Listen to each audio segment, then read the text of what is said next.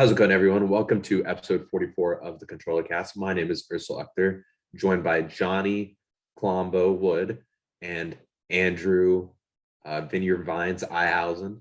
How's it going, fellas? What's your week been like? John, how about you start us off? I've got my Vineyard Vines on too, actually. Can't really tell though. Yeah, but you're not Mr. Vineyard Vines. No, That's Andrew. You're just a fraud. You're a fake and a fraud and a You're Colombo. You're John Colombo Wood. It was pretty chill. I'm trying to think of like anything super eventful. I don't think there was any. Well, I went to dinner with my grandparents on Friday. We went to Jukes, and that was really nice. I had a Nashville hot chicken sandwich because I gotta get one anywhere I go if it's an option. It was absolutely ridiculously spicy. It spice-wise, it kind of reminded me of Monroe's. Interesting. So it was insane. Actually, it was really, really spicy. Like I'm trying to show you guys here. That's like what the chicken looked like. That looks deadly. It was deadly, dude. Yeah. Podcasting is a visual medium. But dude, yeah, it destroyed me. And then I got destroyed again last night because oh man, sick brag. Oh god, no, I'm not bragging. I feel terrible today. God is the coolest one in this whole podcast out of us three. No, absolutely not. Do not drink, children. Whoever's listening to this, do not drink. I will never drink again until next weekend. Yeah, we celebrated. I'm going to preface this episode. I'm going to put an advertisement on this episode for Alcoholics Anonymous. I'm going to be like, if you have a problem with drinking, please call this hotline. 1-800 stop gambling. Exactly. But yeah. You were speaking drunkard? What? you were maybe feeling it a little bit still. No. Oh wow. Look at this guy. He can't metabolize his alcohol very well. You can drink all day unless you start in the morning. But we were celebrating our good friend Brittany's birthday. And we were playing Brittany, like bitch. What? Sorry, I'm just being dumb. Yeah, Brittany. But we were playing a trivia game, and we had like there's a bell. We all like hung out around this bell, and we would like dive to it if we knew the answer. And every time you got an answer wrong, you took a shot. So yeah, I got quite a few answers wrong. What kind of questions were they? Just like the easiest one I could think of is what country gave us the Statue of Liberty? France. That was an easy one, but there was also one like, what is the national animal of Scotland? And it was a unicorn, apparently. So fun fact, the national like animal of Scotland is literally a unicorn. It's a Colombo from Fortnite. But yeah, so we did that, and that's most of what I remember. But it was a really good time. Yeah, rock on, dude. I'm so cool. No, I felt terrible. I did not plan on that happening. I'm trying to think of if there was anything else super eventful. We played a lot of Fortnite, like usual. So wow, that's happening. Yeah, I know, right? That was pretty much it, honestly. I don't think we really saw anything like new. Didn't really play any new games either, just Fortnite and chill. But what about you, Andrew? It's been a week that's just been the fucking most boring standard 1, 2, 3, 4, 5 weekday of the fucking ever. I feel that. I honestly did not do shit this week, except last night we went to Glacial Till and cross strain. Ooh, cool guy right here. And today I'm going to a baseball game. The Mavs are playing the Scourge. Oh, that'll be fun. At the baseball field that's like 30 seconds from my apartment. So gonna go down there this afternoon with my parents. We're going to get some Detroit style pizza before. So that sounds fire. Delicious. I need some greasy pizza right now. Yeah, so it's poor old UNO hockey season is over because they choked twice this weekend. So that's not fun. But it's all good. Sports. March Madness is Thursday, actually. So a good old hockey game. It's the best game you can game. Yeah, they can beat like top 5 teams, but then like can't fucking beat like a number like 10 team twice. So, oh well. Season they need the home field advantage, I feel like. Yeah, but March Madness is next week, so I'm pretty hyped. New Mario Kart tracks next week too. That's pretty hype. So we are the next week is looking a little more eventful. So what about you, Ursel? Yeah, thank you for that update, Andrew. Really cool update. Really, really exciting, cool update. I know. Yeah. Tons of nothing happening. But thank you for asking how bye week's been. It's an obligation. Yeah, I don't do it out of kindness. I do it because I have to. Let me live my little fantasy in my head, okay? That you guys are really interested about what I do every week. Yeah. My week this week honestly for most of the week I did jack shit too, because Tana, she was in Palm Springs, and then Jim, my my friend that's staying with me, his fiance was in town, so he was staying like with her and her family at their Airbnb. So I was just bumming out at the apartment for like most of the week, honestly. I was playing some Destiny 2 Witch Queen, and then I was I really wasn't doing that much. But then past couple days, I guess yesterday was probably the most eventful day. We went hiking in South Mountain Range in Phoenix, and we did this hike, and it took us all the way up to this fort, which the hike itself was really not that bad, but goddamn, it was hot, and it was only like it was when in I can't speak. We were having to take like shade breaks. We weren't even like tired. We were just like, hold up, let me stand under the shade real quick because it is so fucking hot. Big outdoors guy. I did that hike when we got to Phoenix, and it was really cool. Did you? So like when we got to oh my gosh, sorry, I'm getting this. Okay, sorry, I got this random update required. You got to restart your computer. You got to restart your life, idiot. But yeah, once we got to the top, we found out that there's like a road that just drove up there, and it just felt like a slap in the face. Yeah, we took the road up to the top. Yeah. You said you fucking hiked. Fuck you. Oh yeah, dude. I hiked up a few stairs and then I made it.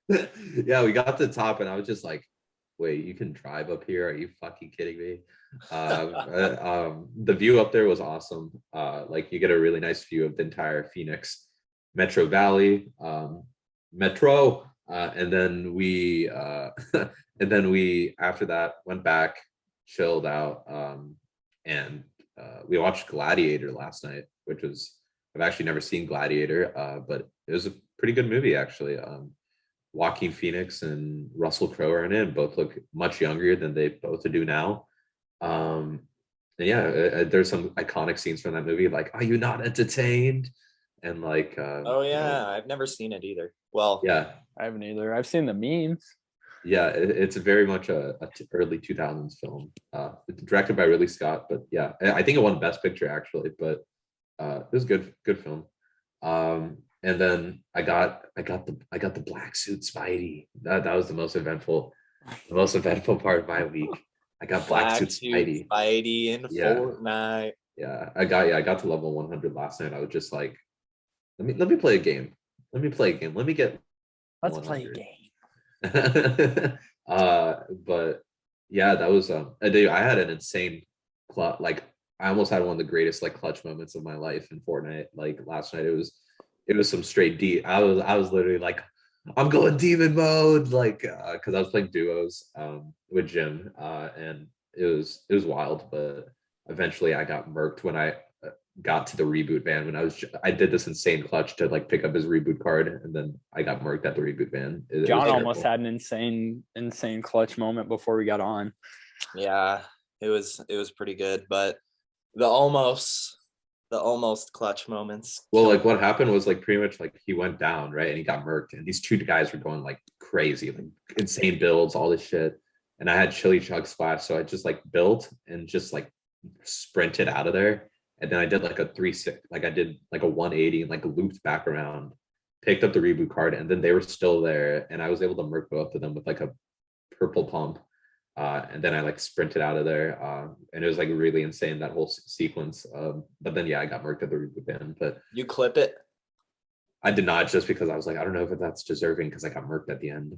Yeah, I probably should edit that part out. Yeah, I know, right? I should have just clipped it. But that was my week. So honestly, probably nothing too exciting for all of us. And speaking of things that were not exciting. Yeah. Jeez, what a segue. Look at that. Damn. The new Apple event, which Andrew, I'm going to pass off to you. Yeah, so this event was an Apple event. It was held, and that's about all that happened because it was fucking worthless. I don't even know, like, I don't know why I even like give a sliver of attention to Apple events anymore, because like I already know they're not gonna fucking do anything worth a shit. Like by the time the new iPhone comes out, you already know what it's gonna look like. It's gonna have all the same features. They're gonna be like, oh, the camera's better. Peak performance event. Yeah, and then they're gonna be like, oh, here you go, new phone. The only thing better is camera. And so they came out with new iPhone 13 colors. Ooh, because everybody wants a fucking green iPhone. Ooh, it's the ugliest ass color. Yeah, it's the worst shade of green I think I've ever seen on a phone too. It's like diarrhea green. Yeah. Yeah, it's pretty bad. And then like they announced like a new iPad Pro, but an iPad Pro and an iPad Air. And I think the iPad Air still doesn't have 120 hertz on it. So people are like, what the fuck? Okay. Yeah, that's so weird. Annoying. I mean, the 13 Pro, yeah, 13 Pro has 120 hertz. So yeah, and then it's just too expensive for the price point of the Air. I don't know. Maybe, but I it's don't Apple, know. so it's not. Does the Pro have 120 hertz? Yes, it does. Oh, okay. And then they just announced like a Mac Studio and then like a new studio display. So it was like a pretty light event. It was mainly looked like it was for like hardcore Apple product users, like people that actually use an iPad Pro for its iPad Pro capabilities. And for like people that that would use a Mac Pro or a Mac Studio is what it's called. It's like the new Mac Mini. Yeah, it looks interesting. It does. It's like handheld, but you can max that shit out to be super powerful.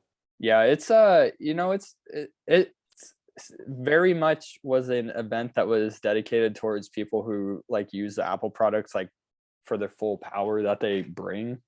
Because like I don't know anybody that would need a Mac Studio. Like why the fuck would anybody that we know need like be able to hook up 4K displays to a fucking computer and like why would you need 8 gigabytes per second of writing speed and like is actually wild.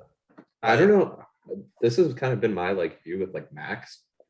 I just feel like if you're putting that much, like okay, I'm looking at like Mac Studio starts at $2,000 and then can go up to 4,000 if you want the M1 Ultra chip.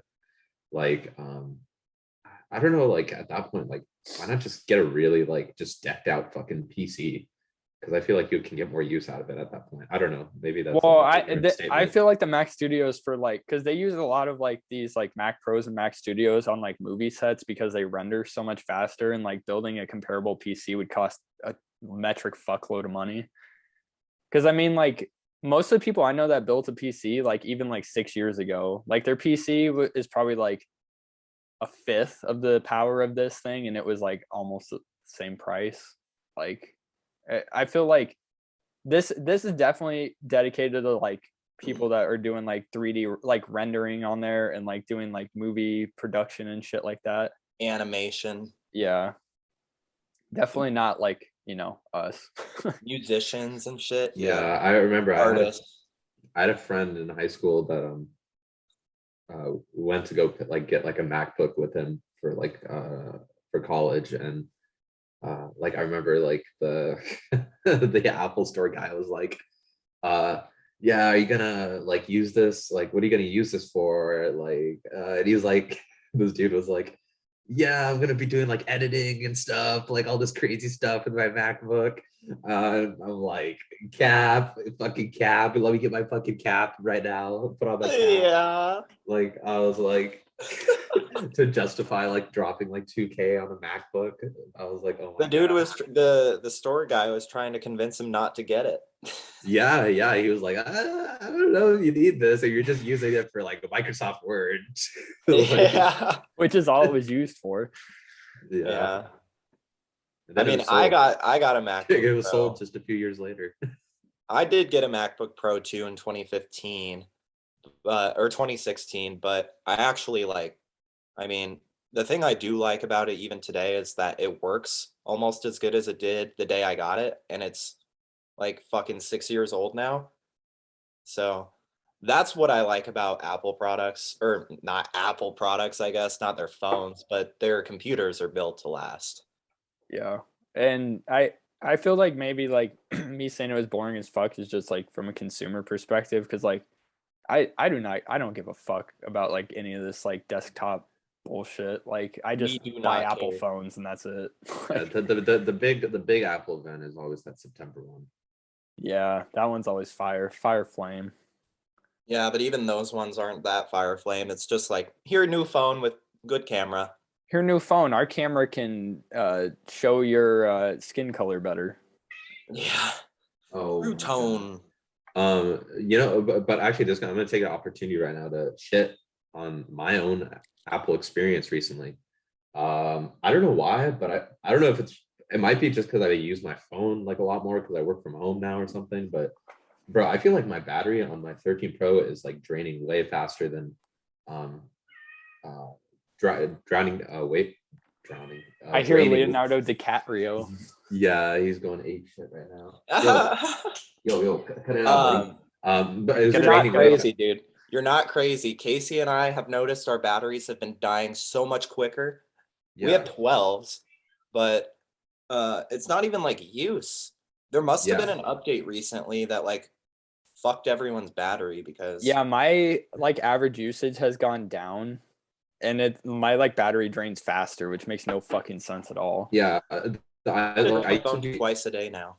I used to be able to get like 2 full days of use out of this thing, and I'm ready down to like only being able, like by the end of the day, like I have to charge, like it's going on the charger at night, Yeah. I mean I charge mine even if like I used to like just charge it when it needed it, but now I just started like charging it throughout the day, and then like at night just charging it all the way up. The thing that like I wish it had was like the new Apple Watch's battery, because the new Apple Watch battery is like fucking god tier. Like I know it's just a watch, but the amount of like battery saving capability on here, like I could go 2 days without charging my watch, and that's like including like tracking workouts and shit on it. Like I will, like yesterday I took it off the charger at like 9 a.m. and then I wore it all day. And then I guess yesterday isn't a good example, but the other day when I got home from work on Thursday or Wednesday, I put it on the charger and charged it all the way up, and I didn't have to charge it until Thursday night. And I did like 2 workouts in that time too, that it was tracking with like GPS and everything. And it still like it had like 46% battery left. It was fucking crazy. Yeah. And it recharges fast as fuck too, because it uses the new USB-C like 18 watt whatever like fast charging on the new Apple Watch, and it like I can put it on at like 46 and it takes like maybe an hour tops to top out, and then it'll be good for like 2 or 3 days. I have a question. Can you guys do me a favor? Can you guys see what your like in your last 10 days your average screen on time was Mine was 5 hours and 6 minutes. And I have a 13 Pro, which should have the best battery like on the market right now for an iPhone. You want to know the usage compared to our battery? Or like the average screen on time. Average screen on time is 3 hours 46 minutes, and I always have to charge it twice in a day. Mine is 5 hours and 29 minutes, and I have only had to charge it more than once in one day, twice in the past week. Yeah, wait, which phone do you have, Andrew? The 12. Same. Yeah, damn, you're getting better battery life than me. What the fuck? Well, I have a shit ton of settings like changed like the system settings to like try to maximize the battery. Like okay. On like if you go to location services and then go down to like system services, I have like everything turned off except like Find My iPhone and like networking and shit. Interesting. I might have to take advantage of that. And then also, besides my battery, I feel like my phone has been glitching the fuck out too. Like mine has been too. Like, dude, like messages. 15 is garbage. Yeah. Like messages. Like right now, when you like Andrew, when you texted Discord in our like ControllerCast group chat, like I was just trying to open it up and it just kept crashing. Like it wouldn't open, and like that's happened. And then like even my home screen, like there's been weird issues where like I can't like open anything on my home screen. Like or not my home screen, on the lock screen. Like I have to open up the phone. Like there's been some weirdo shit going on, bro. Dude, like, I've had my phone a couple of times go to the Apple logo for no reason. I have not had that, but I've had it like where if I am like on Snapchat, like specifically looking at stories, and I lock my phone without closing Snapchat down, it like freezes my phone. Yeah, Snapchat's been fucking my phone up. Yeah, I don't know why, dude. ass. Yeah, well, let us know, listeners, if you've had shitty iPhone experiences recently. Oh, and also, which is funny because now that I've started using Apple Music again, that app fucking sucks too now. Like it will not download music. Like I add albums to my library and then I hit download and it just doesn't do anything. And I've been able to fix it. I don't know why the fuck it won't download. The one thing I don't get, the change they made with the Apple Music app, was when you go to browse, I don't know why they put the top charts at the like very bottom of that like page. It gets scroll all the way down. They try to get you to like listen to all these dog shit radio shows. Like, why the fuck would I want to listen to Jay Cortez talk about his new song? I don't give a fuck. And then it looks like the entire top 12 is occupied by Durkio. Little Smirkio, it's Durkio, little Durkio. And the other thing that I don't like about Apple Music is the recently added area. I wish you could like change it to be like quick, like you could like, because like on Spotify you can do like recently added, or you can like customize it and put like your playlist you always listen to like right there so you can tap it. I wish it had that. That'd be really nice because I just went through about the last song I added to my library. I just glanced at the top 100 charts on Apple Music and nothing from Dawn FM is in there. Jesus. Album came and went quick. Little Dirk. Blinding Lights is number 88 though. I saw that. Yeah, little Dirk. Durkio, we got Durkio. Little I'm Dirk, in the trenches, relax. People on that Dirk pack. I did my dance on TikTok and went viral with it. Yeah, but Apple event stinky. Yeah, it sucked ass. But let's talk about things that aren't stinky, which is our main topic of the day. Which, by the way, kind of out of order here. I totally forgot to mention this during my like how we're doing section. Sorry. I had to run. You ruined the segue. I know. I'm sorry. Top 5 stinky ControllerCast moments. It'd be wrong for me to not mention this. Yesterday, I was a guest on another podcast actually called Cinema Convos. A friend of mine named Yash, he hosts it. Talks about different, like he brings on different people, different guests, and they talk about a movie that is in their top 10 or something like that, and he kind of just interviews them, asks them why they like it, different facets of the movie.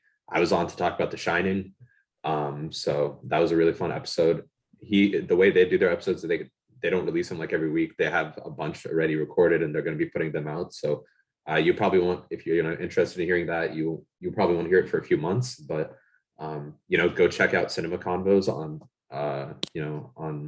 any of your podcast listening platforms. It's a really, really cool show. And, we'll probably have him on for an episode, and who knows, maybe me or one of these guys might also get invited again back on as a guest on theirs. So yeah, sorry I didn't mention that, but I felt like I definitely had to. So yeah, check out Cinema Convos. I'll definitely be a guest on there at one point, and Yash will probably come on to our episode at one point as well. So yeah, there you go. But from there, moving on to the main topic, let's get into it. So the main topic of this week, we're kind of going back to something we haven't done in a while, actually, which is the top five. These are always fun for us because we never know, each other's top fives. So, whenever each person has their turn, we all kind of, the other two people, we kind of try to guess, based off the hints that they give, what that person's, entry is. And, we'll keep doing that today because we don't know any of each other's top fives. We're in the dark. Yeah, we're in the dark. But today's top five is going to be top five multiplayer games. That'd be a bit of a more unique top five. We all have our fair share of history with different multiplayer games. I'm sure there's going to be some overlap because, a lot of these games we play together, but it'll be interesting to kind of guess what everyone's entry is when we kind of go through, But I don't think any of us, we didn't rank them.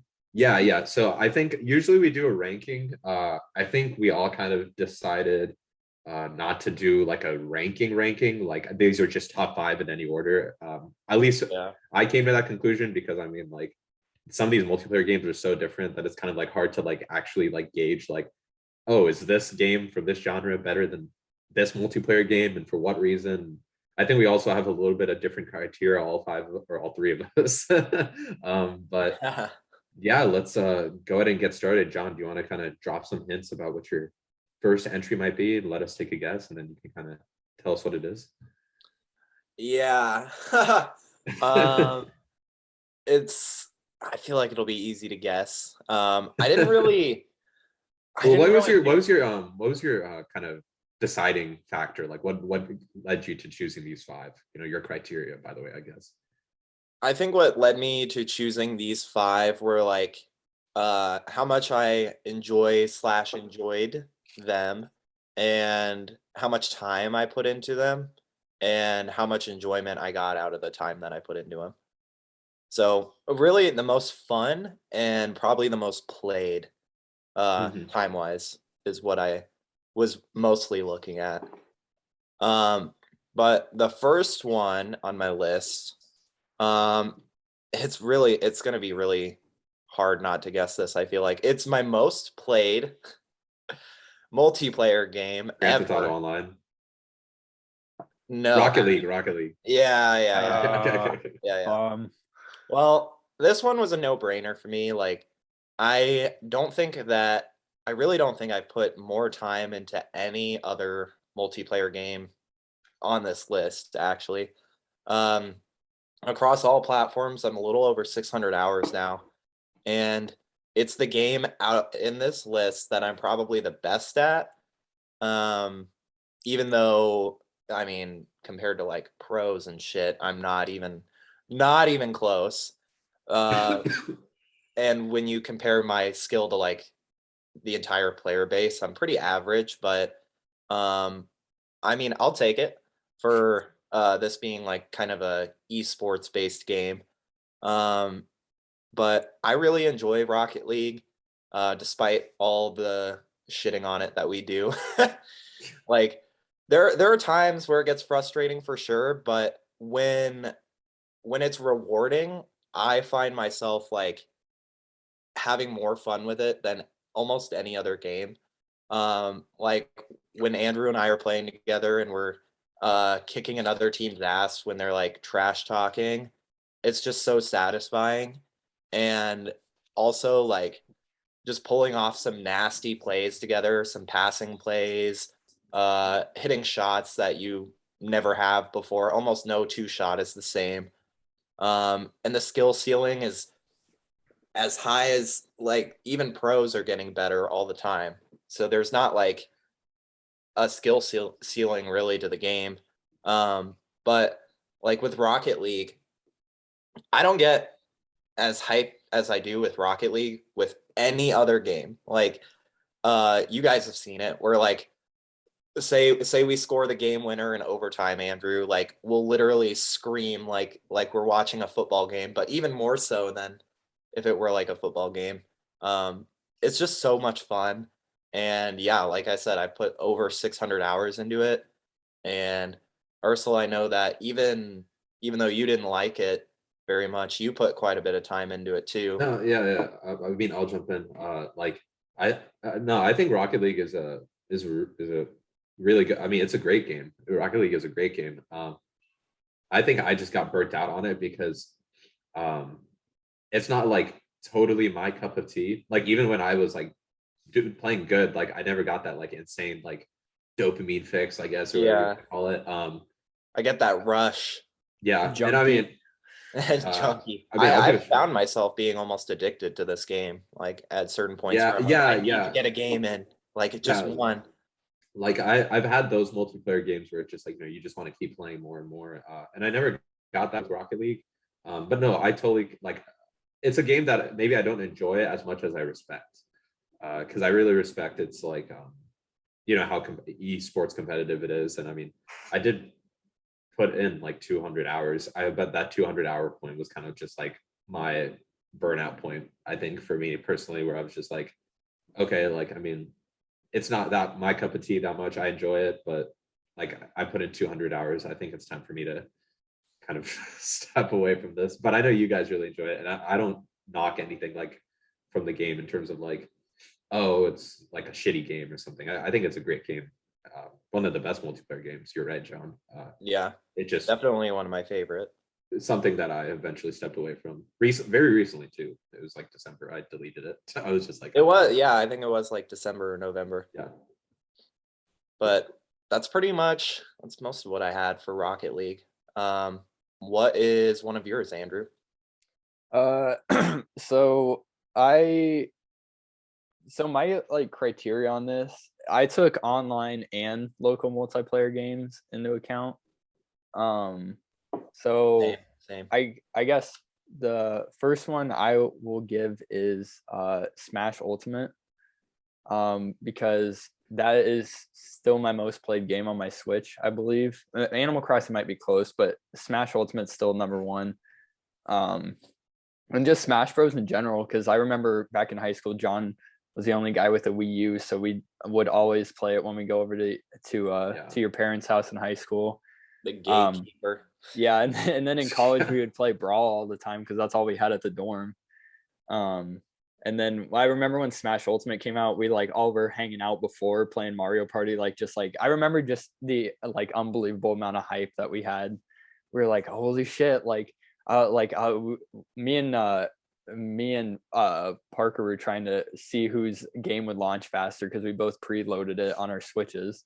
And I'm like, holy shit, like at 11:01, I'm like smashing the A button to try to get this game to launch. Well, do you remember we played Ultimate early, actually? I didn't. Yeah, we did. Remember, Zen brought it over because he got it on a Switch early. No, he came over and we played it on my Switch. I know. Well, I must have played it early because I remember. Yeah, you played it early.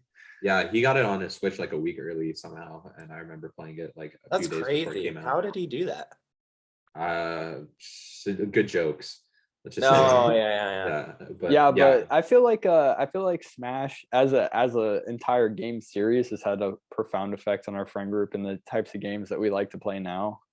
I mean, Smash is probably I didn't rank these, but Smash is probably like an all-timer for me. Like I actually picked it up on Friday again and was playing it a decent amount, and I was like, damn, I forgot how fun this game is.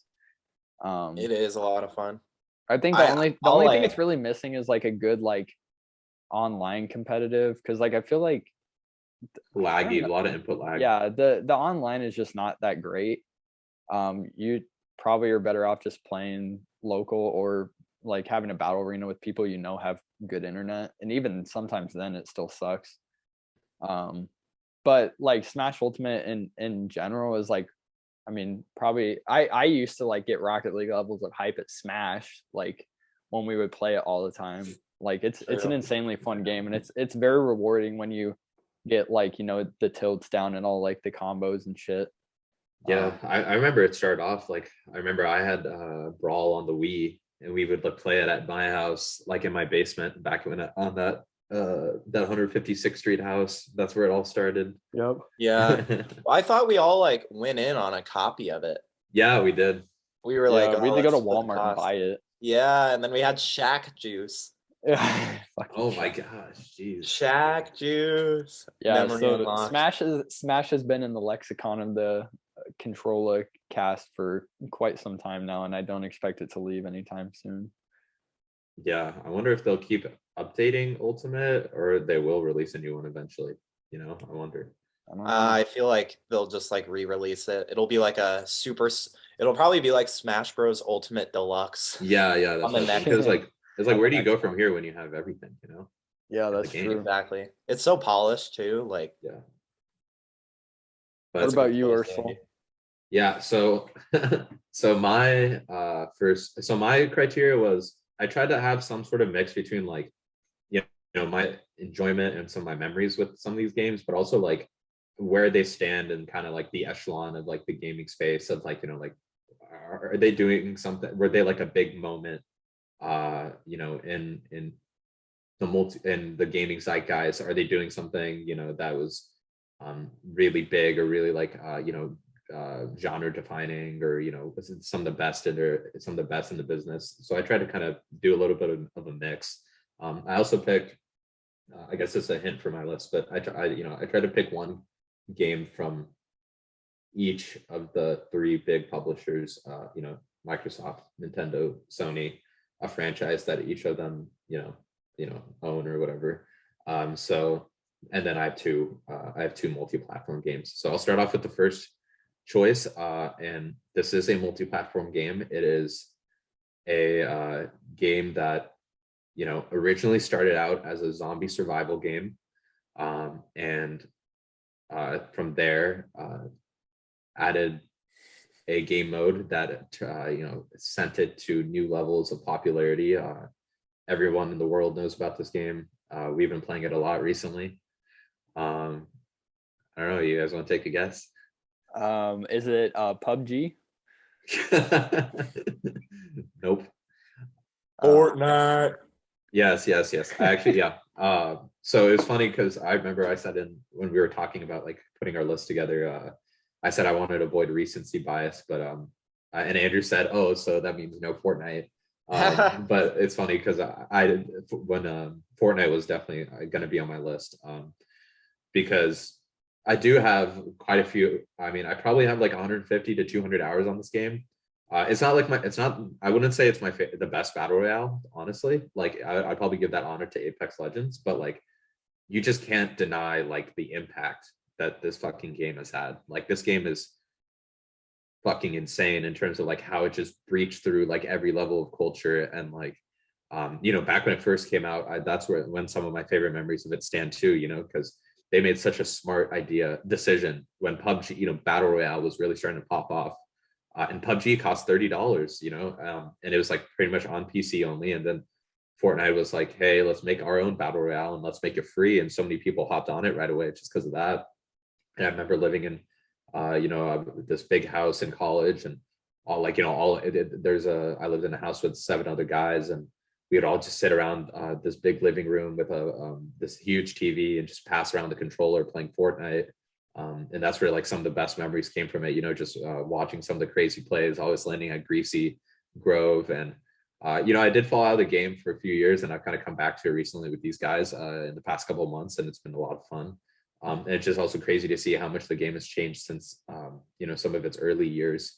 You have literally, it's like a metaverse, of different characters and different IP. And it's really crazy to see what this game has become, because 10 years ago you would never have thought of a game like Fortnite putting in like one singular game that has like Iron Man, Spider-Man, Batman, Kratos, Master Chief, like all these different IPs. And it's really like a marvel to see what this game has become. And it is a really fun game in its own right. And there's just so many, there's so much.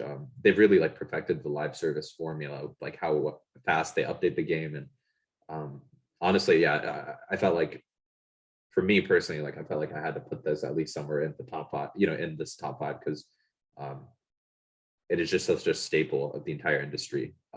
And it is a fantastic game in its own right, even though I don't personally think it's my favorite battle royale. I think just off of its like pop culture impact and things like that, it deserved a spot. It kind of takes over some of these other games. So yeah, that's Fortnite. I don't know if you guys wanted to chime in. I'm glad it made it to your list. It was actually an honorable mention. Yeah, same. I did not put it on my list.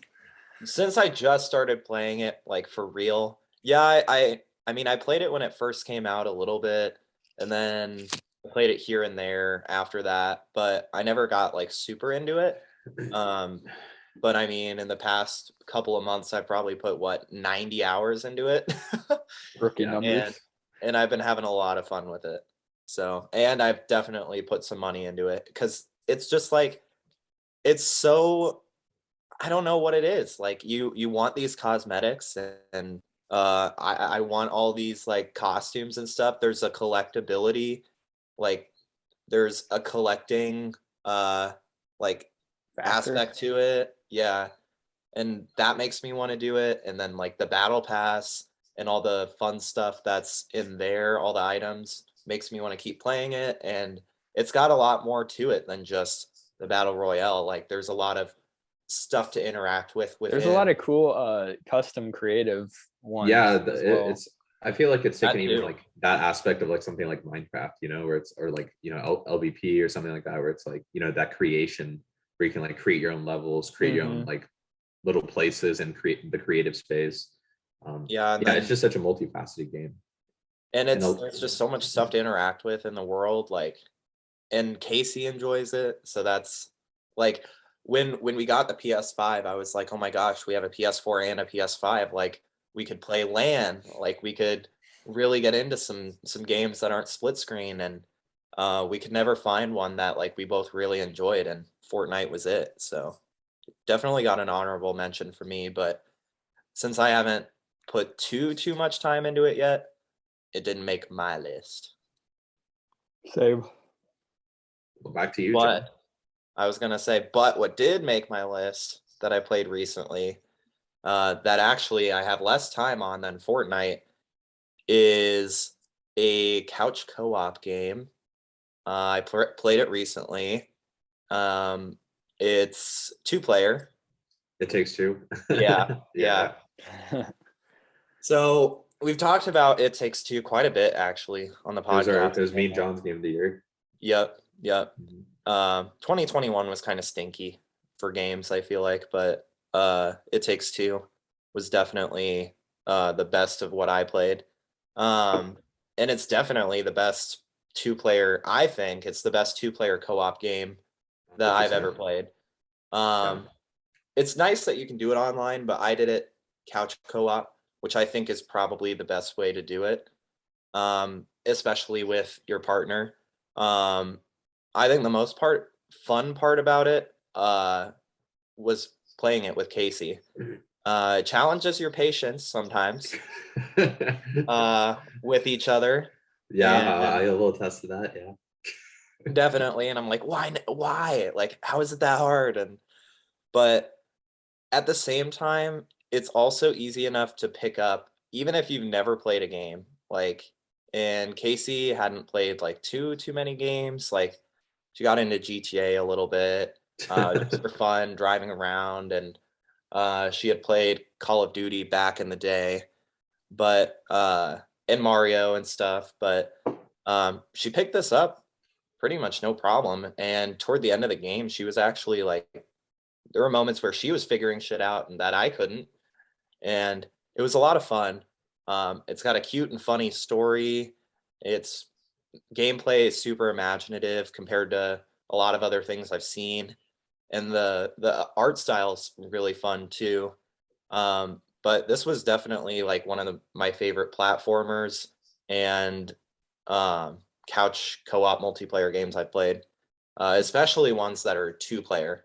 Like Casey and I also played 3D World together, funny enough, before this, like right before this, and it doesn't even compare. Like Mario is great, but I feel like it's best played as an individual. New Super Mario Bros., the side scroller, I thought was really fun with multiple people, but 3D World just wasn't really doing it.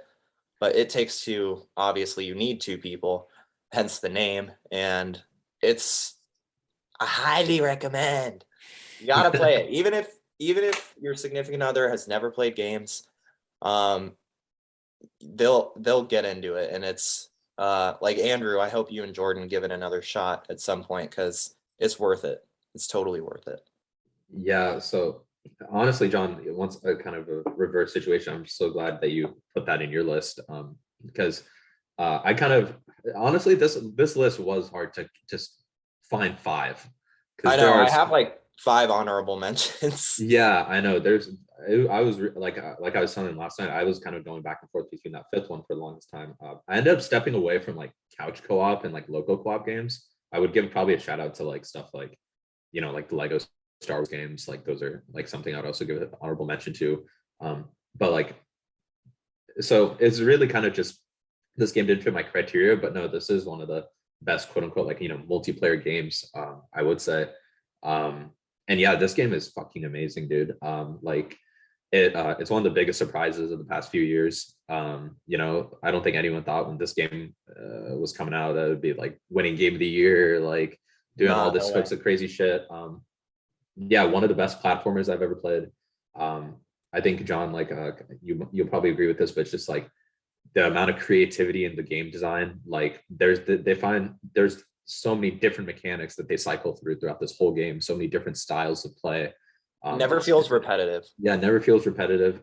And the craziest part on top of that, right, is like it's not just that they're going through all these different mechanics. Like you've never seen this many like different gameplay mechanics in one game.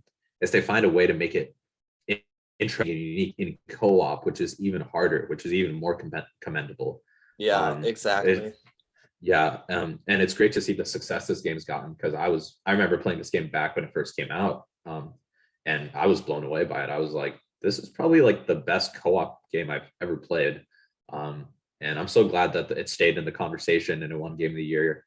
I saw it sold like 5 million copies recently, and which is equivalent to 10 million people playing because when you buy the game, you get a free copy. So really, good job to Hazelight Studios. Yeah, honestly, seriously, like one of the best platform I've played since Super Mario Galaxy.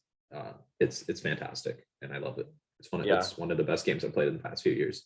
Yeah, it's still like a 9.5 for me. Yeah, and yeah, definitely small story complaint where I'm like, yeah, glitches here and there, but for the most part, it's really polished.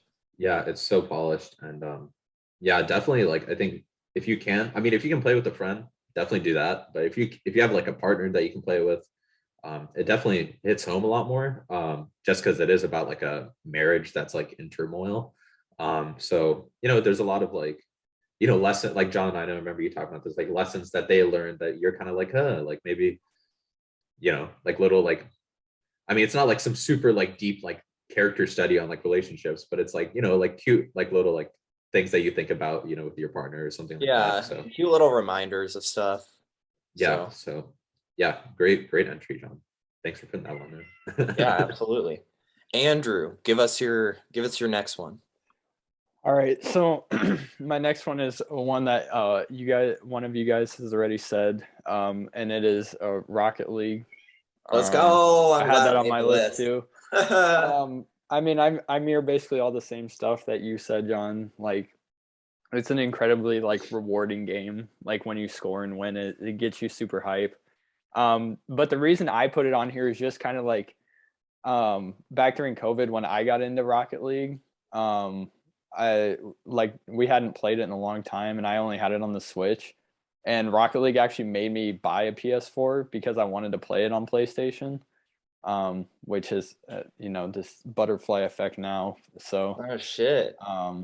Yeah, it's an incredibly fun game. I know. I'm kind of glad we found another one just to take a break from it, and make when we actually do play it feel more fun. Just because I feel like we played it so much like the past couple of years that like it got extremely stale for a while. And I think taking a break and like getting a different perspective on it definitely helped. Except the Rocket Pass this season just absolutely fucking sucks. Yeah, goofy. Yeah, Rocket Pass. It's bad. But I put it on here just because of the effect it had. Like, because I probably like if I hadn't picked it up, I probably would have eventually gotten a PS5, but I definitely would have gotten a PS4. So close to when I got a PS5. I didn't know that Rocket League was one of your reasons for getting a new console. Yeah, because I had Other than played it just on the Switch, Switch. and then I I went thought to it was your Last of house. Us. Well, it kind of both. But like when I went to your apartment, I watched you play it. It looked so much better on the PlayStation. I was like, damn, if I'm gonna put a bunch of hours in this game and actually get good at it, I'm just gonna buy a PlayStation. And it was really fun to see us like progress at like the same rate too, for the most part. Like playing together. Like we started off, I think, during COVID, like the beginning of it. Also the music in the game from back then, like just brings me back to when it was so much simpler. We didn't know how long this shit was gonna last. But like we were in like the silver range. And to go from silver to like near diamond is we were extremely dog for a hot minute. but now we're like the improvement is insane that we've seen, and it's so hype. It's so hype when we're in sync, dude. Like it's some of the most satisfying gameplay of any game. It is still a nice and quick game to pick up every once in a while too, just because the matches are pretty short. Exactly. Yeah. And I think with this and Fortnite, like I've seen like with I there's a meme like I kind of like with all this that like John is terrible at video games, but but I feel like it's true. But I feel like this and Fortnite, like both these games, it's a kind of example of like when if you are willing to like take the time and like learn a game, like you can get really good at it, like John, you were not great at Fortnite, but honestly, like you're better at building than me, I would say now, like, and even Rocket League, like I'm sure, you're probably where I still am, and you're really good at that game now too, so it's like put in the work, put in the hours. Yeah, really John's good. only good at free games. Yeah, I'd say I'm really good at Rocket League with air quotes going up, compared to someone that has the common man. Common man. But compared to the player base, I am mid. Mid. I am unfortunately mid, but I'm in the rank that most people fall within. So but yeah, that's a good choice, Andrew. Thank you. I think it's back to me now, I think. Yes. Yeah, so this one is going to be a little bit of an oldie, but it came out in one of the greatest gaming years of all time, 2007. But this is a game that was very near and dear to me during my childhood years. It was an Xbox game. Halo. Which one? Halo 3. Yeah. So I've talked about it. Yeah, I've talked about this on the show before, I think. But this game was like, bro, it's just one of those games that just like I feel like was so insanely hyped up, at least like amongst the like people that I like hung out with back then. Like, and I have so many amazing memories of this game where like, there'd be like 10, 12, maybe even more people just all going to one person's house just to play this game, bro. Like, and all playing 4-player split screen, just taking turns, trading off. Like, it was like what a time to be alive back then, when things were more pure. But still I think the peak of the Halo franchise, the best, I still think Microsoft's best exclusive. It was also another game with creative tools and things like that. There was a mode called Forge in that where you could like make different like levels and maps and things like that, similar to Fortnite. That's gonna be a recurring theme actually with some of these things, with my entries. But honestly, yeah, just I felt like I had to include this, even though it's a little bit an older game. It's because I just have so many amazing memories with Halo 3. Seriously, like love this game. Objectively, not like the greatest. I know I'd say it is one of the best multiplayer games because I felt like it really just refined that Halo formula down. and it was just like crack back then, bro. Like everyone was on this game when I was living in Houston, and it was just, I loved it. It's just I have a lot of fond memories with this game, and the gameplay loop is amazing. It's just super satisfying, and even like the co-op campaign was super fun running through it on like Legendary with friends. But yeah, that's my Xbox entry. But yeah, I really love Halo 3, and I wanted to include it on this list. Yeah, I played the co-op campaign a little bit with Jake Menard back in 2007. I think we were in 3rd grade or something. Yeah. 4th grade, 3rd grade, I don't know. But we were young, and he brought his whole ass big white Xbox over to my house because I had the better TV, but he had the console. I only had a PS2 back then, and we played it, and like we just cried laughing doing stupid shit. Like I can't even remember. Like we would just drive warthogs with each other off the fucking map and like cry laughing. Yeah, it's just like this crazy sandbox where like so much crazy shit can collide and happen. Yeah, and you can do stupid shit like that. Yeah, it was a lot of fun. Like I didn't have it, and but I did get a pretty decent amount of time into it. So I didn't even think about Halo. It may have gotten an honorable mention for me, but I feel like I didn't put as much time into it as some of the rest of these on my list. Yeah, that was I actually like never played Halo. I didn't have any friends that had an Xbox actually, like throughout growing up. So the only friend I did have that had an Xbox was in elementary school, and and the only game he had on it, funny enough, was Grand Theft Auto 4. Which is like just like such like, oh, I don't have Halo, but I have Grand Theft Auto 4. It's just like kind of funny. And that I do wish I would have known somebody who played Halo a lot, but I mean, from what I can see, it's got a long lasting legacy, even though it had a little bit of a stinky period. Yeah, and like I think it's just like Halo it had such a golden era in the 2000s, like that, there's people that hold it so near and dear to their heart, that franchise. Like literally, like when I was in Houston in November, like I showed one of the people that I grew up playing that game with like Halo Infinite, and he was like, holy shit, I'm going and buying a Series X today. Like, or like and there's people I know who bought That's Xbox awesome. just because how much they loved Halo back in the day. And I mean, I won't lie, that's part of the reason I bought my Series X, was because Halo Infinite was shaping up to be something really good. But yeah, that's just like one of those franchises that like it's got like an X factor, like it's I think a lot of it does come down to like nostalgia and memories, but I felt like I had to give it a shout out because it's one of the most important gaming franchises of all time. So yeah, Halo 3, that's my second entry, right? Yeah, second entry. Well, I'll get into my third.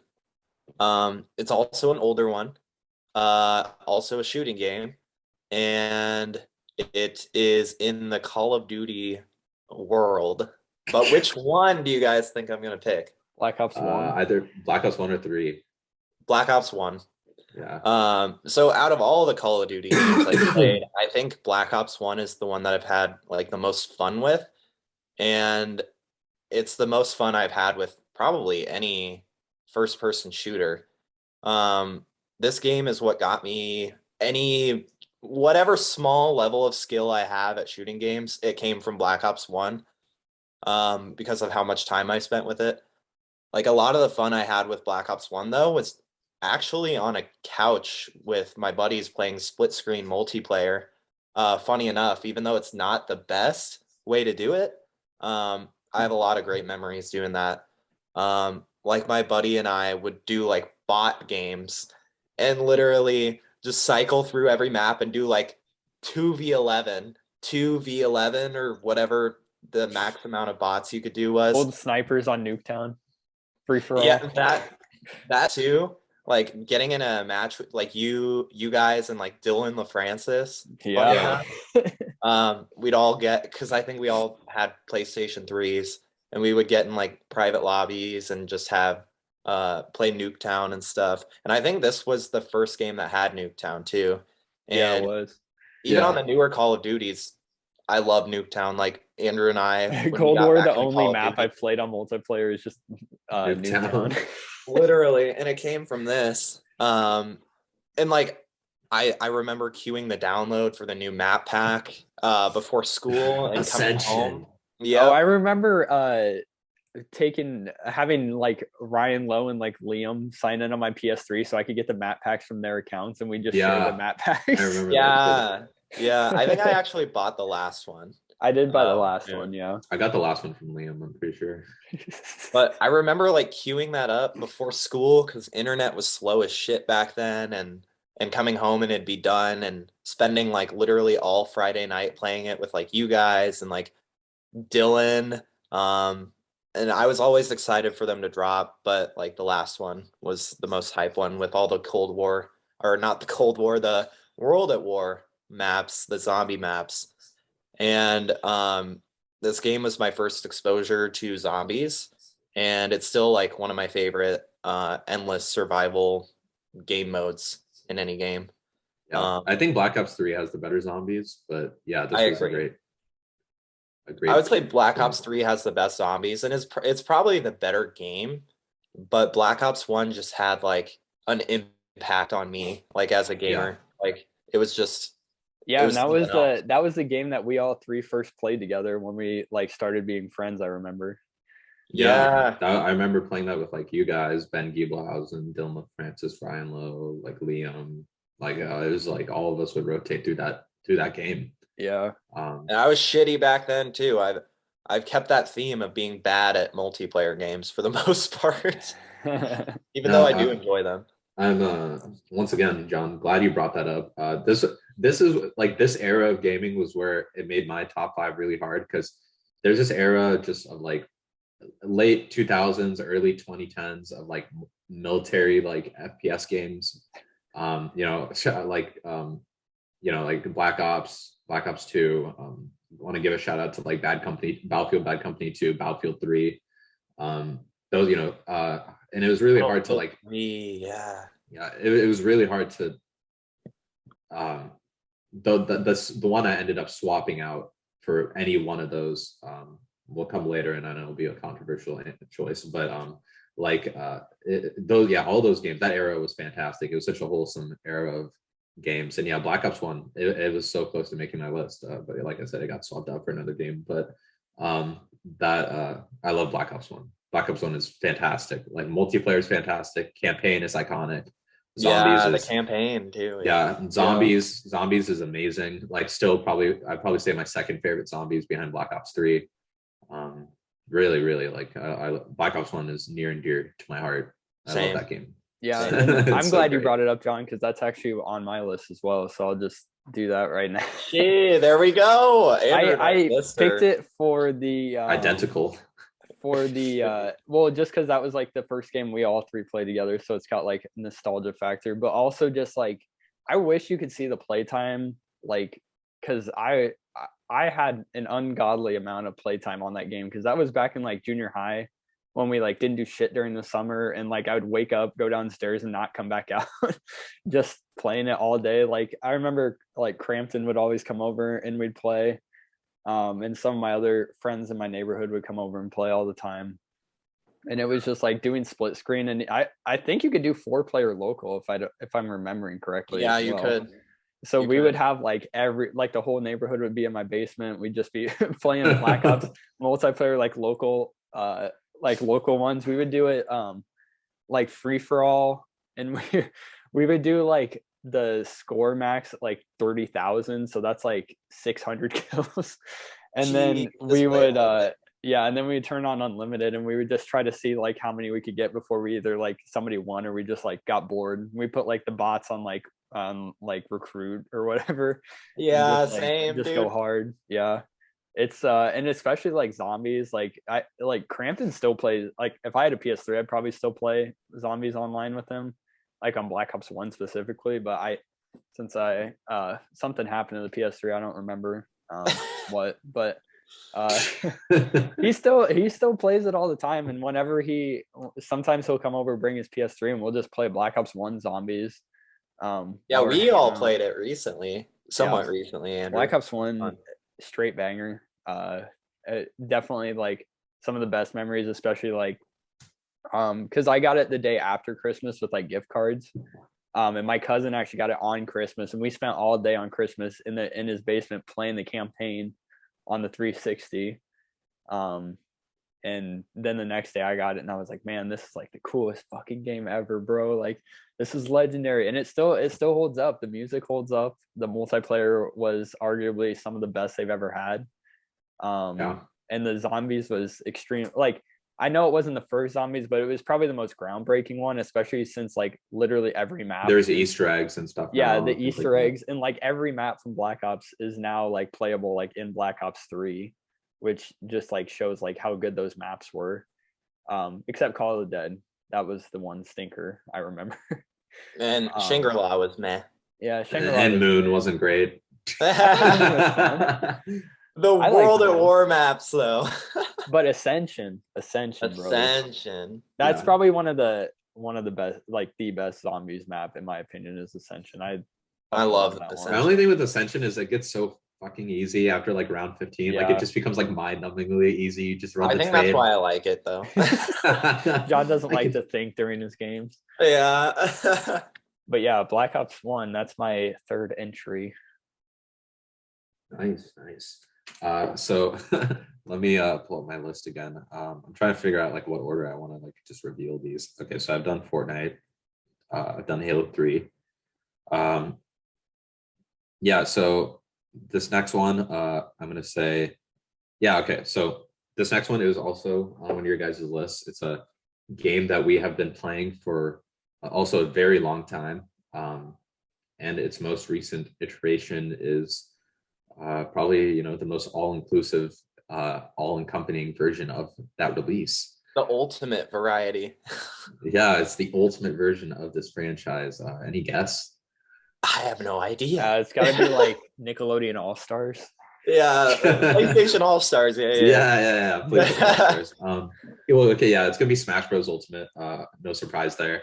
I don't know if honestly this is the one I have the most playtime in, but it just doesn't make sense to put any other entry in the franchise besides this one. This is the end game, the culmination of like everything the Smash Bros. Series has been, because it's literally every fucking thing, like every character, every map.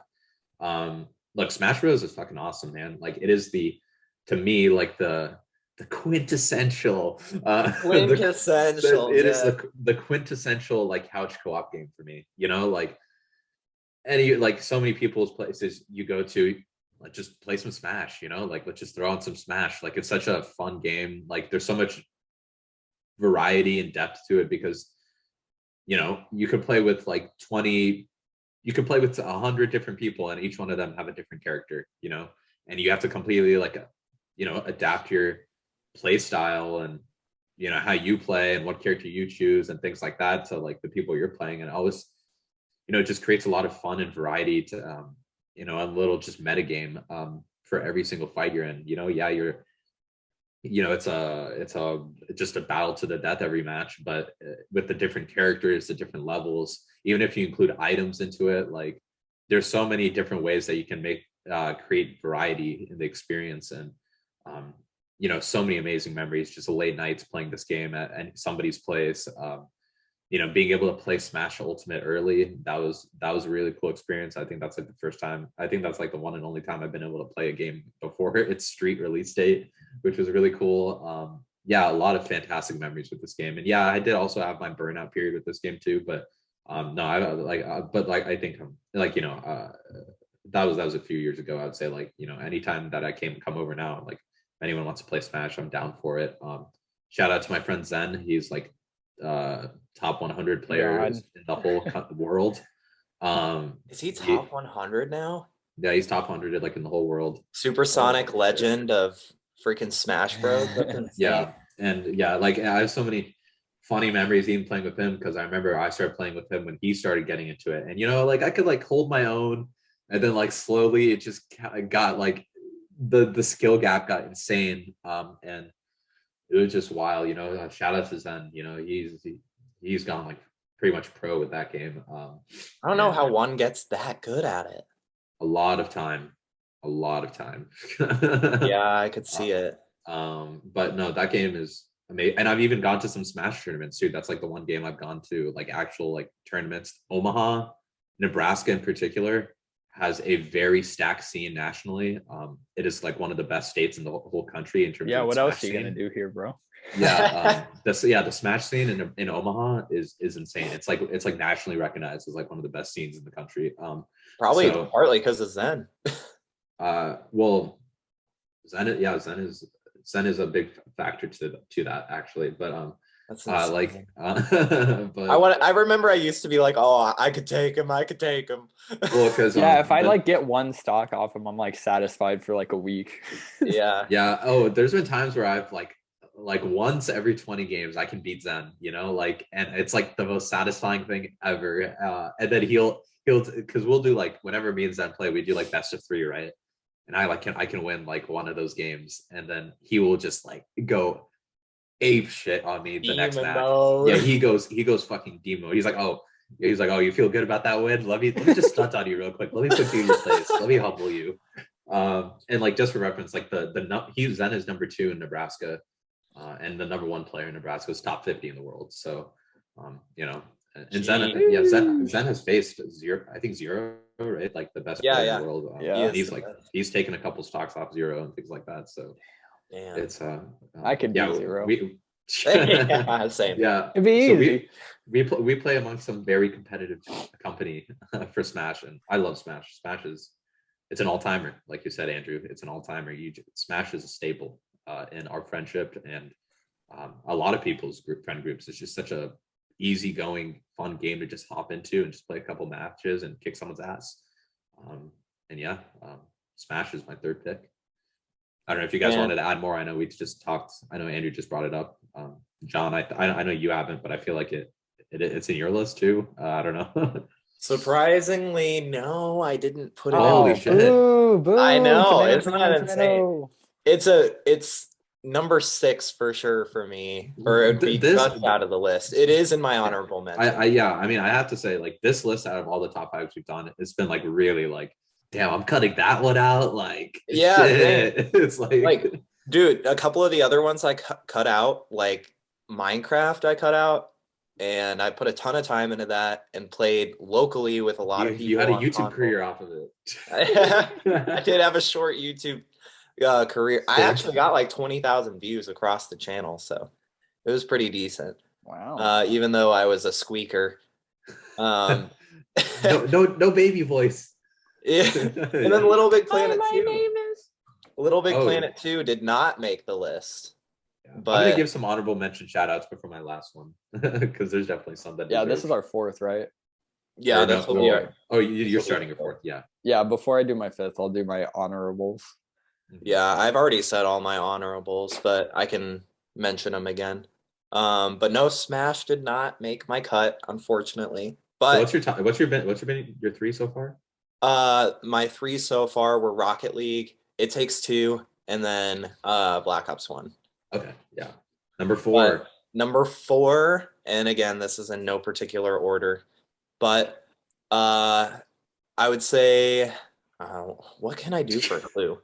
It's a good couch co-op. It's a really one of the best couch co-op. This is a Nintendo game. Mario Kart 8. Yeah, this is the Nintendo game I picked instead of Smash. Just because I know it was hard for me because I played a ton of Smash, obviously, with you guys. I don't know, I feel like we as a friend group have pushed well into like 400 plus hours together playing it. There was that Maybe one more. summer where we played it like every single night, and it was Brawl, right? Mm-hmm. But I did pick Mario Kart 8 Deluxe over it because I've played a ton of Mario Kart. I played every entry since the DS, and I even played a ton of Mario Kart 8 on the Wii U. I think I played it more than John, one of 12 people that had the Wii U. Yeah, literally. Hey, I'm number 13, buddy. You better watch your mouth. And the Wii U was it was good for what it was. I mean, better than the Switch. Yeah, I mean, low key, it's got like the same amount of power. I wonder how like Breath of the Wild ran on the Wii U. The same. The same. Interesting. But yeah, you wouldn't miss out on much, honestly, if you had a Wii U and didn't get a Switch at first. But anyway, Mario Kart 8 Deluxe I picked because it's the most polished version of Mario Kart ever put out. And like I said, even though Mario Kart DS was my first, and it was the version that really made me love Mario Kart and really love racing games, honestly. This one's my favorite because of how many maps it has, how polished it is, how good it looks, and I'm a big sucker for couch co-op games. But out of all the games that do it well, I think Mario Kart actually does it best. Like Smash is close, but no other game is as easy to pick up and get a win in than Mario Kart. What are you doing? You're making faces and shit. This is an audio platform. I don't know Yeah, what you're about. this is not a visual medium. Maybe one day Yeah, we we'll can't have see each other or like the Colombo behind John or the Clomberry behind John either. We can't see any of that. Maybe we'll have a Patreon where the Patreon Give us money so you can see our faces. Yeah, we actually do Give us this money. podcast with no shirts on. So subscribe to our Patreon if you'd like to see the shirtless pod. ControllerCast. Yeah, the shirtless ControllerCast. Yeah. But like I said, it's like this is the pinnacle of couch co-op. No other game is as easy to pick up. No other game is as easy to pick up. Like anyone can pick up Mario Kart, and it's like 2 buttons to be able to Quintessential couch co-op game? Is that what you're saying? I am saying the quintessential couch co-op game. And shout out because new maps come out this week, which I'm super hyped for. We already said that, but and surprisingly with Mario Kart, I think the online works pretty damn well considering Nintendo's online has always been shit. But like even on the DS, I played online, like DS download play. We played Mario Kart 7 before the pod like a week or 2 ago. Yeah, and it worked just fine, honestly, and it was a lot of fun. But yeah, Mario Kart 8 Deluxe is the quintessential one. And I'm excited for Andrew and I to get back into it. And Ursula, have the same game again. Don't have it. Yeah, I can't believe you don't have it, Ursula. Like you gotta get Mario Kart. Smash Bros over Mario Kart 8. Dude, Mario Kart is like so cheap too right now. Yeah, Mario Day. $50. I think it's $30. That's cheap. No, that's cheap for Nintendo. That's cheap. That's really cheap, actually. I guess I'm just not a big card game guy. I'm a big. This is a good card guy, a good card game month, actually. Yeah, it is. It is. But yeah, but my number 4 is also Mario Kart 8. Let's go! Oh my gosh. This one I put on here, one because it's Mario Kart. Everybody loves Mario Kart. Like I can get people that don't like Smash to like Mario Kart. Like Mario Kart's a game anybody can pick up. It was actually when I got my Switch, this was the only game I had for 2 months until Odyssey came out. So this game had a lot of playtime by me. It was number 1 until Smash and Animal Crossing took it over, but with the new maps coming out this week, and coming out successively over the next year, I mean, I feel like my Mario Kart energy's back. I have been playing it a little bit just to shake some rust off, get cooked when I get into a lobby with 11 Japanese people, just get absolutely destroyed. So I don't know, for some reason, anytime somebody on that game's got the Japanese flag next to their name, they're like god tier at the game, and I don't know how. But I mean, it's one of those games that, I mean, it's the highest selling game on the Switch. Like it's one of the highest selling Nintendo games of all time. I think it's number 7 all time across all platforms, specifically Deluxe. So, and the rest of the series is also, I guess I mean, on my list, I just put Mario Kart. I just had Mario Kart 8 Deluxe sitting next to me. So I picked that up. But like Mario Kart Wii, absolute fire flame. Like everybody loves that game. Mario Kart 7 was probably the best Mario Kart up to that point. it just didn't get a lot of notoriety because it came out like at the start of the 3DS when the 3DS was still super expensive before they dropped the price. So not a lot of people picked it up. But like, I remember just like all the 3DS bundles had some form of Mario Kart on like in them. Like the 2DS had Mario Kart. And like people playing Mario Kart DS, like there's so many, like I love watching speedrunning on 64. I love the DS version. Everybody loved that game. The Wii version was a banger too. Just the whole series, I don't think Mario Kart could ever like shit their pants as a series. Like even Tour, I don't like Tour personally, but that's like still one of like the highest volume games on the App Store, which is pretty crazy considering it's literally like just the most basic Mario Kart game ever.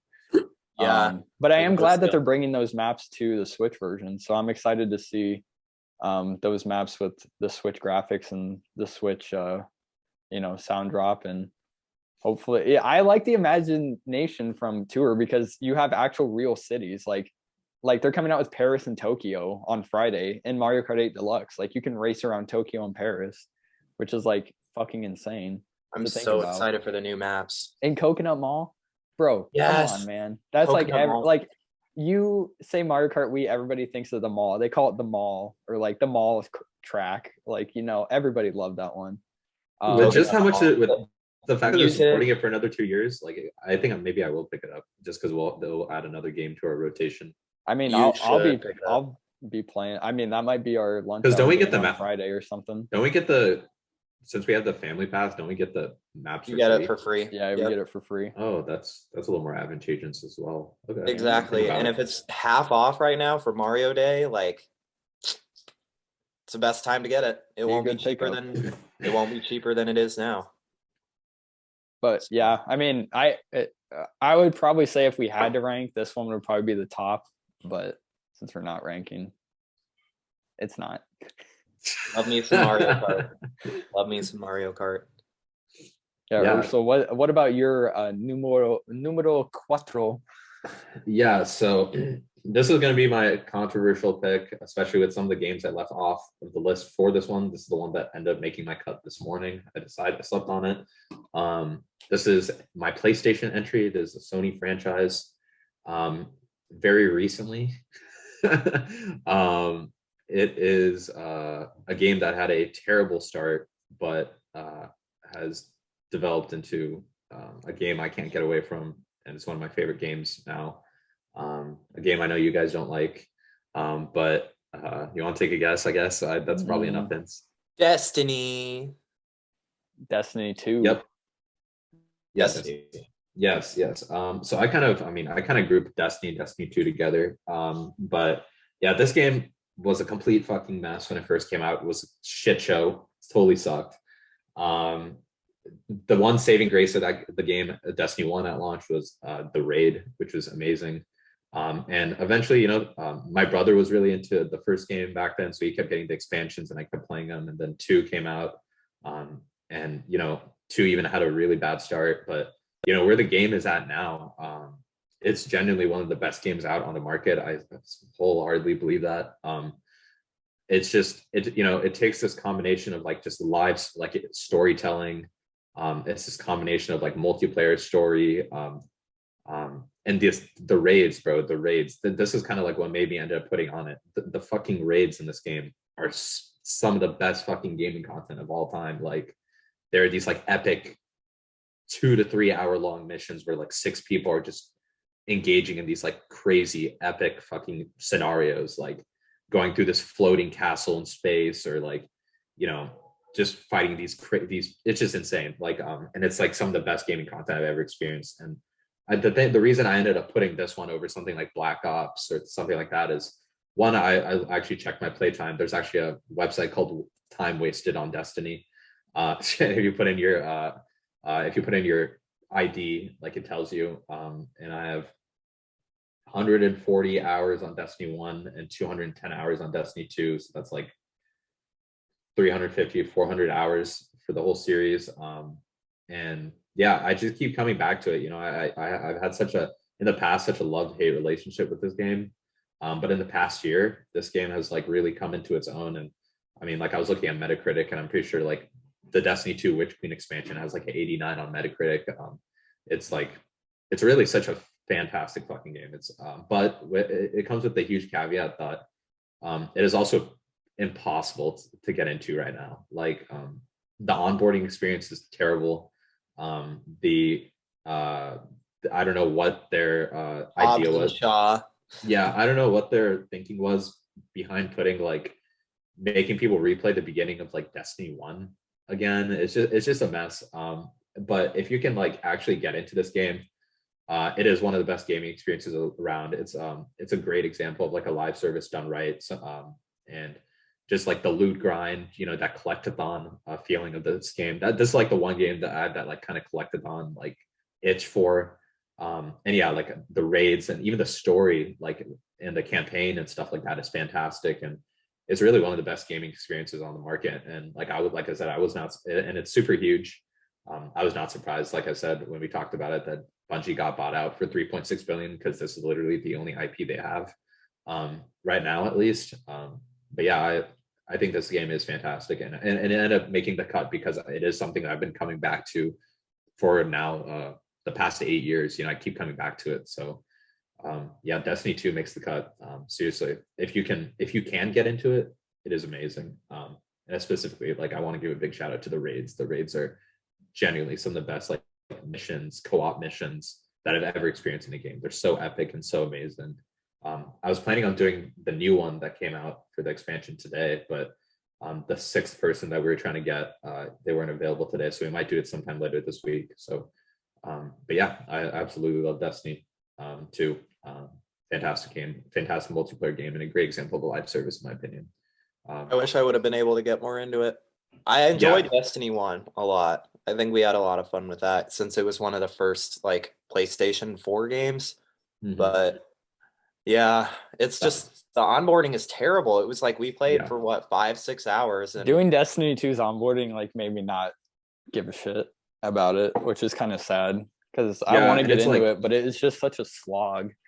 Yeah, and like it's so weird because like it's so crazy because when I was trying to get into it with you guys, like that I never even played that stuff that you guys are doing. That was like the craziest thing to me. I was like, what the fuck is this?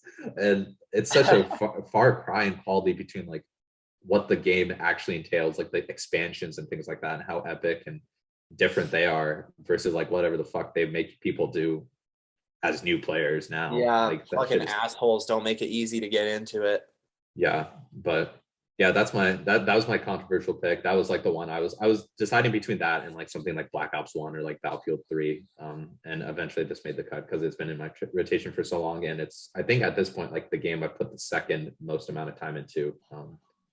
But yeah, that's my second to last pick.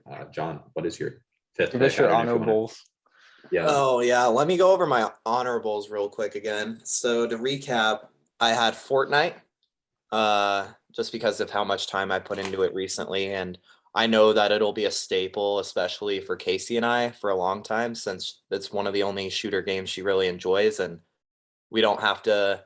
She'll enjoy like Call of Duty, but I ain't paying $120 for us to both play zombies. But I will pay. But I will put $120 into V-Buck. No, but Fortnite definitely an honorable mention. I think if we did this list again, maybe in a year, Fortnite might be on the list, but only time will tell.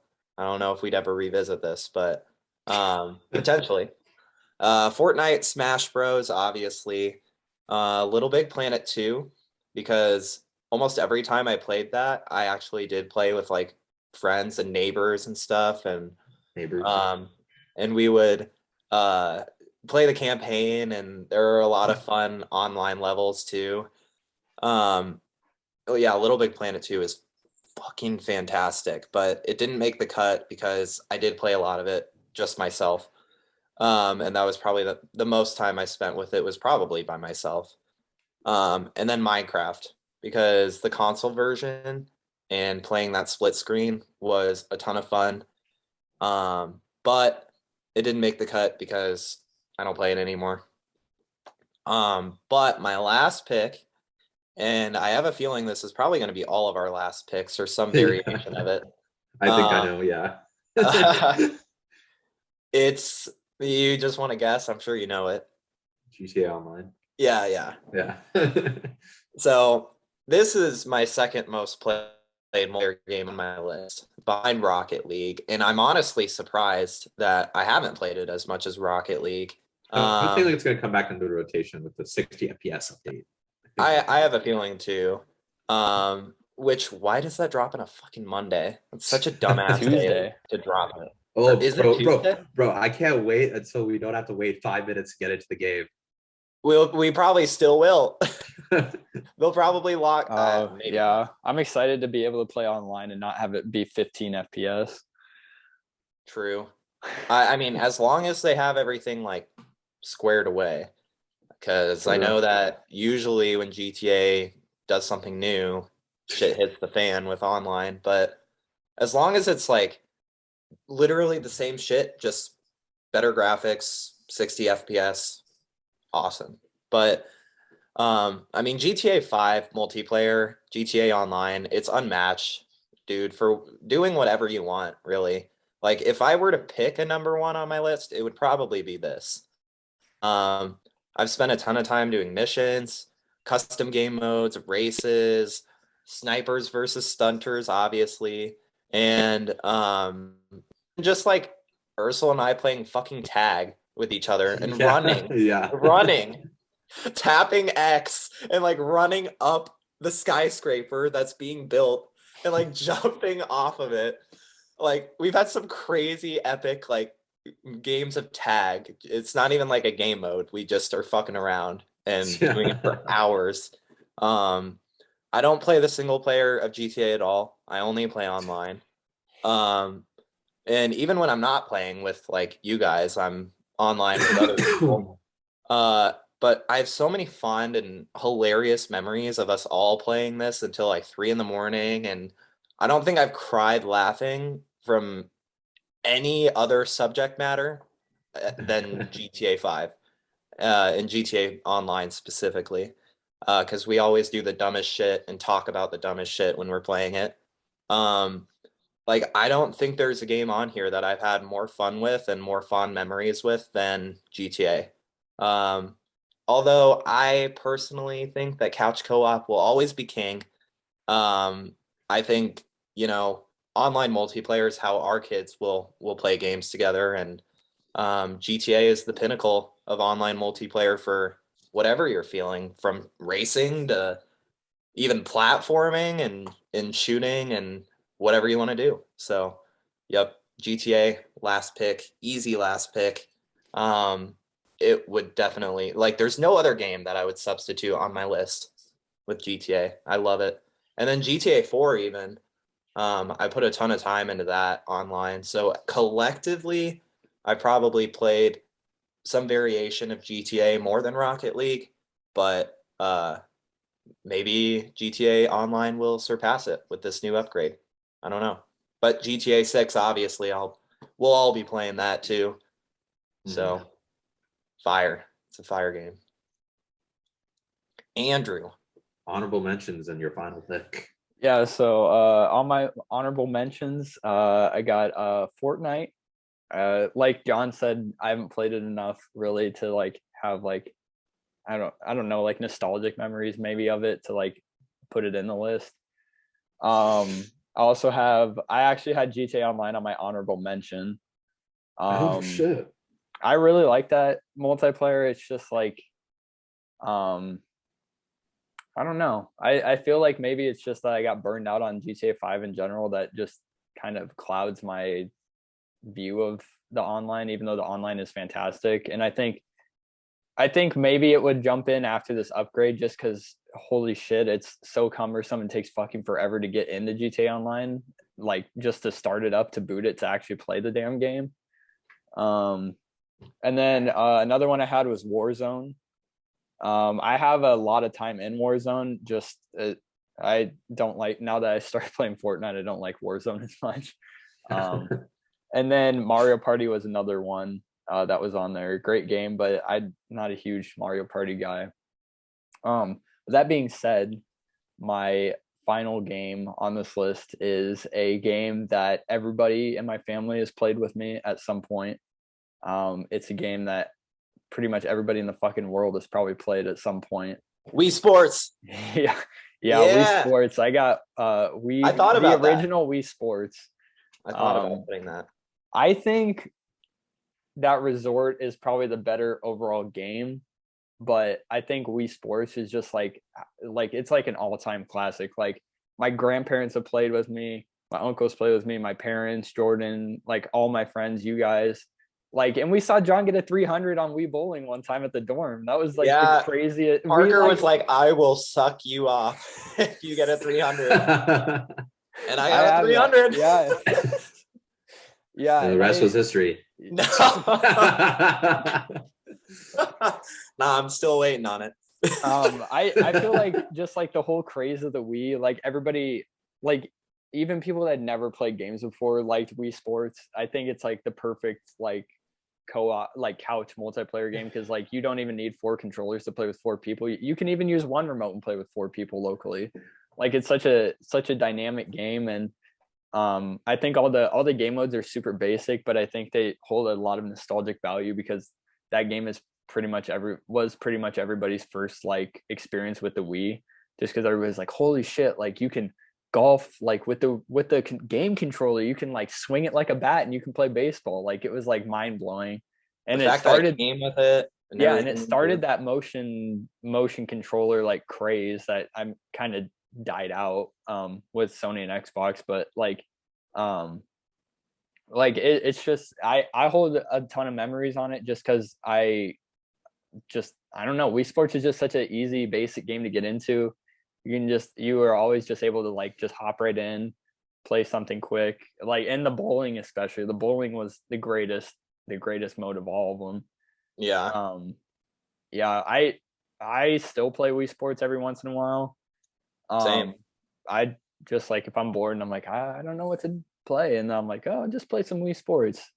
But yeah, Wii Sports definitely one of the best multiplayer games of all time. Even though it doesn't have online, it is all couch co-op.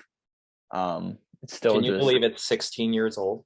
Yeah, it is. It's fucking old. Bonkers. It's an old ass game, and it still holds up, I think. I do too. It's just such a basic game. You don't really have to worry about it like getting outdated, you know. It's just like everybody loves it, everybody's played it. Just an all-time great. I agree. Love that pick. It didn't make the cut. I forgot to put it in my honorable mentions, but that would probably be an honorable mention for me too. And I can't wait for Switch Sports next month. Mm-hmm. So hyped for it. Yeah, well, I guess it's time for finish us off. But honorable mentions first. One that I want to give honorable mention to is Last of Us Factions. That was a really unique multiplayer, really based around stealth, and I haven't really played a multiplayer game like that since. I'm really excited for Factions 2 because I know it'll be fantastic because they have a great foundation. If it happens. I also want to give a shout out to Wii Sports, fantastic. Minecraft, just because it was such a big cultural like moment. Little Big Planet is also fantastic. Call of Duty Modern Warfare, the 2019 one, I've had I think like 400 hours on that, with a combination of Modern Warfare and Warzone. That number tallies up to like 350, 400. And what are some other ones? Yeah, like Black Ops, some of the Black Ops games, Apex Legends. Those are some of my little shout out to also Uncharted 2 multiplayer. Me and Andrew would play that back in the day. But lo and behold, my number one is my one hint is it's my multiplayer game with the most time on it. Want to take a guess? GTA Online? Yes. Okay, good. I figured. Yeah. GTA Online. This is also the same boat as John, where this probably would be like, I would say, my number one, just because of like the flexibility of it. Like, also a game like kind of like Destiny, where it's kind of had a shit show of a start.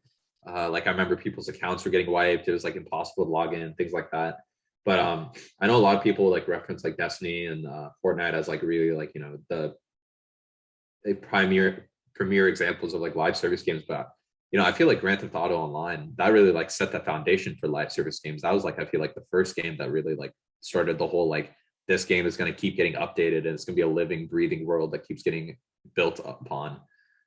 It's evolved so much. You just like Fortnite and Halo 3 on my list, like you had that creation aspect where you can create your own levels and create your own type of game modes and things like that. There's insane, like these like almost Mario Kart-esque, races that are just insane. Like it'll go from a car and into like a jet into like a boat, and like it's just like insane. Also, just like some of the impromptu fun that we have, like John said, like just playing tag, like just running around, like jumping off of buildings to get away from each other. Last year or 2 years ago, the whole like purple versus green alien like turf war that was going on. I forgot about that. That was hilarious. Just even like so many late nights in high school, specifically in high school, I think, where every night, we always had this weird thing where, we would be done hanging out, but we would always like obligatory, like we would hang out till midnight. Even if we were sitting on our phones doing nothing. And then we'd go home at midnight and then just hop on GTA Online for like 3 hours and just play like snipers v stunters. And it was such a like, we don't play it as much as we used to, but I think we probably will get back into it just because the SSD will make loading so much faster. It'll make it a lot less cumbersome, 60 FPS. I think it's a merit to like how fun the game is, technical issues aside, like how much fun there is to have and how many great experiences. Uma, like that even came out of that. Like so many great inside moments. jokes that came just from that. Yeah, and then even also like kind of like similar to the Destiny raids, the heists in Grand Theft Auto Online are fantastic. Before they added the more newer ones like the Doomsday and like the Cayo Perico heist, like me and John and a couple of our friends, we ran through all the original like 5 or 6 when they first dropped, and those are also some fantastic moments. Like I remember we were stuck on that last heist for so long, and we finished it.